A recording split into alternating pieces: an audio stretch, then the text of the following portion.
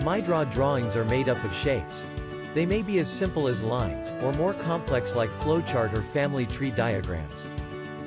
The easiest way to place a shape on the drawing page is to drag and drop shape from shape libraries.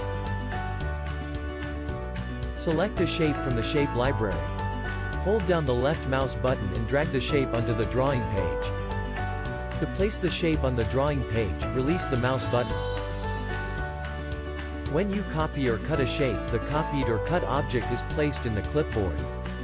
The difference between these two operations is that the original object remains in the source drawing when you copy it, while it is removed from the drawing when you cut it. Objects in the clipboard can be pasted back into a drawing. Select the shape that you want to copy. Alternatively, you can use the key combination. Right-click with the mouse and select Paste. Or use keyboard shortcut. To cut a shape, select the shape that you want to cut. Right-click with the mouse and select Cut. You can also use keyboard combination. To delete a shape, select the shape that you want to delete. Right-click with the mouse and select Delete. Alternatively, you can use the Delete key.